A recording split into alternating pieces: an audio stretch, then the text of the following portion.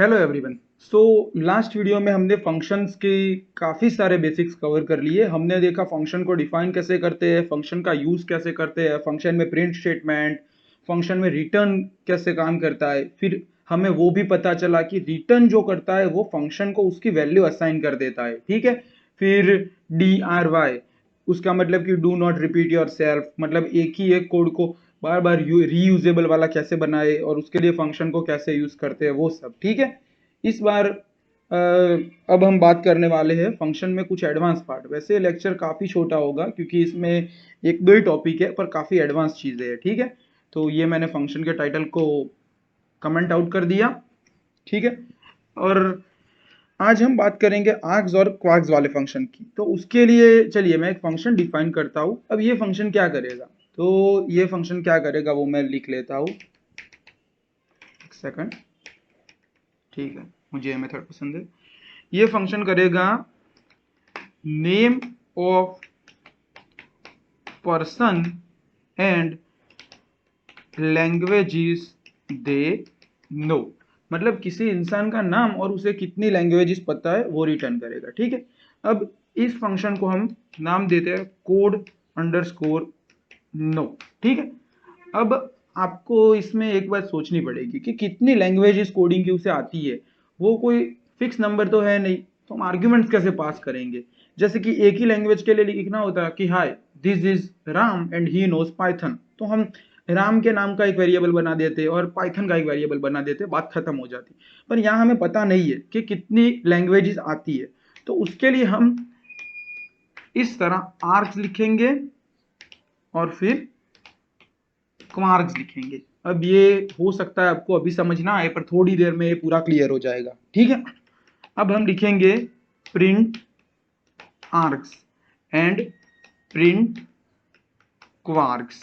अब ये आर्ग्स और क्वार्क्स वर्ड इंपॉर्टेंट नहीं है, ये वर्ड की जगह दूसरे वर्ड आप यूज कर सकते हो, पर ये कन्वेंशन है कि पाइथन में आर्ग्स और क्वार्क्स ही लिखते हैं, तो वही करना चाहिए जिसे कोई और आपका कोड पढ़ रहा हो तो उससे पढ़ने में आसानी हो। ये स्टार और डबल स्टार जो आप कह सकते हैं वो बहुत ज्यादा इसमें इंपॉर्टेंट है। इसका क्या मतलब होता है कि ये दोनों जो आर्ग्यूमेंट्स है वो उनकी वैल्यू फिक्स नहीं है। वैल्यू का मतलब कि वो एक हो सकते हैं, दो हो सकते हैं, तीन हो सकते हैं, ठीक है, उस तरह से। तो इसीलिए हम हमारे पास जब डायनेमिक नंबर ऑफ वेरिएबल हो तो हम आर्ग्स और क्वार्क्स का ऐसे यूज करते हैं, ठीक है। अब हम एक एग्जांपल इसका देख लेते हैं। कोड अंडरस्कोर नो को हम कॉल करवाएंगे, क्योंकि हमने प्रिंट स्टेटमेंट लिखा हुआ है तो प्रिंट नहीं लिखेंगे। अब हम ठीक है, समझ लो कि उसे पाइथन आती है और जावा स्क्रिप्ट आती है, ठीक है। तो ये दोनों आर्ग्स में जाएंगे और फिर उसका नाम क्या है, तो नाम लिख लेते हैं हम, जैसे राम। हमने सेव किया और रन किया तो क्या हो गया, आ गया पाइथन और जावास्क्रिप्ट एक टपल में, और नेम राम आ गया डिक्शनरी में, ठीक है। तो आपने देखा कि यहाँ हमने सिर्फ दो ही लिखे थे, आर्ग्स और क्वार्क्स, पर हमने आर्ग्स में दो वैल्यू ले ली और क्वार्क्स में एक वैल्यू ले ली, तो ऐसे डायनेमिकली काम कर सकते हैं।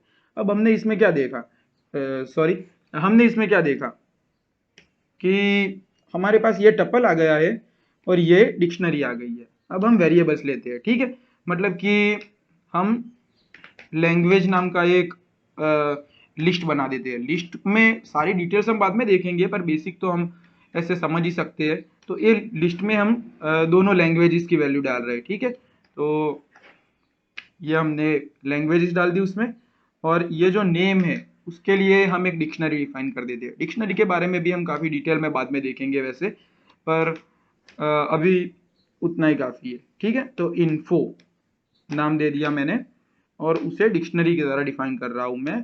तो आ गया नेम जो कि है राम। ये डिक्शनरी में की वैल्यू पेयर क्या होती है वो सब मैं कुछ वीडियोस में ही बहुत डिटेल में बात करूंगा, ठीक है। अब हम यहाँ पे लैन यानी कि लैंग्वेज और इन्फो, इन दोनों को पास करेंगे और प्रिंट करेंगे। अब ये देखिए ये क्या हो गया, हमारे पास एक ही लाइन में पाइथन जावास्क्रिप्ट और नेम राम आ गया, और दूसरा जो डिक्शनरी होनी चाहिए थी वो ब्लैंक हुई। तो ऐसा क्यों, वो इसीलिए क्योंकि लेन और इन्फो दोनों में हमने डिफाइन नहीं किया कि कौन सा आर्ग्स है और कौन सा क्वार्ग्स है, मतलब किस जगह पे किसे अनपैक करना है वो हमने डिफाइन नहीं किया। तो अनपैक हम कैसे करेंगे, तो हमें आर्ग्स की जगह पे लैंग्वेज डालना है और इन्फो को क्वार्ग्स की जगह पे, तो हमने उसके सिंबल्स लगा दिए। अब इसे पता चल गया कि इसे उसे किस तरह से अनपैक करना है। तो इसे हमने सेव करके रन किया, आ गया Python and JavaScript first line में, नेम आ गया राम। ठीक है, तो ये हो गया आर्ग्स और क्वार्क्स का यूज। अब हम जब फॉर लूप वगैरह देखेंगे तब हम आर्ग्स और क्वार्क्स से बाकी सारी चीजें देखेंगे कैलकुलेशन में उसका यूज और वो सब चीजें। ठीक है, तब तक कुछ और बेसिक चीजें देख लेते हैं जो कि वैसे काफी बेसिक है। हम एक फंक्शन डिफाइन कर रहे हैं F for function, so F सीधा लिख दिया हमने। अब हम रिटर्न कर रहे हैं एक स्ट्रिंग जो है फू। ठीक है, अब हमने फू को रिटर्न किया। अब हम s इज इक्वल टू ये फंक्शन हमने वैल्यू दे दी और हम प्रिंट करवाएंगे अब s को। तो क्या प्रिंट होता है देख लीजिए, फू आ गया। मतलब हमने जैसे कि देखा था कि स्ट्रिंग की जगह पे रिटर्न कर रहा है तो f की वैल्यू ये हो गई, तो जो भी रिटर्न करता है वो उसकी वैल्यू हो जाती है।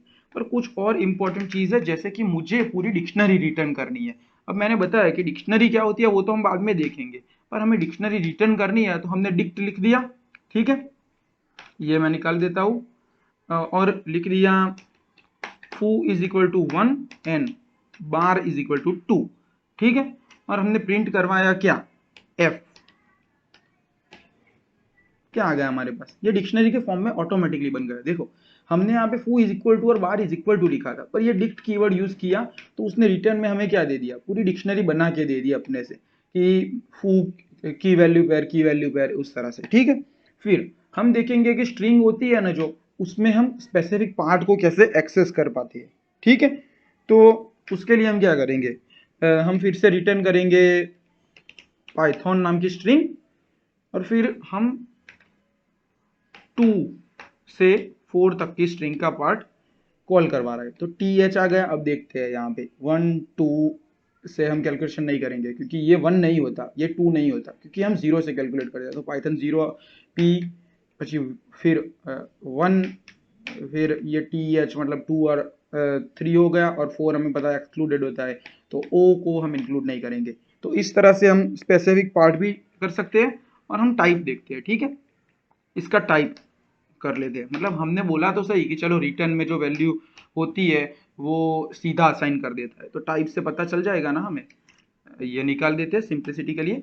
और हाँ, तो क्लास स्ट्रिंग, तो देखिए फंक्शन का पूरा क्लास स्ट्रिंग बन गया। क्यों, क्योंकि हमने रिटर्न किया हुआ है और रिटर्न जो करते हैं उसकी वैल्यू वो f को असाइन कर देता है। मतलब फंक्शन की वैल्यू ही अब पाइथन हो गई है, तो सिंपल चीज है कि उसका टाइप स्ट्रिंग हो गया है।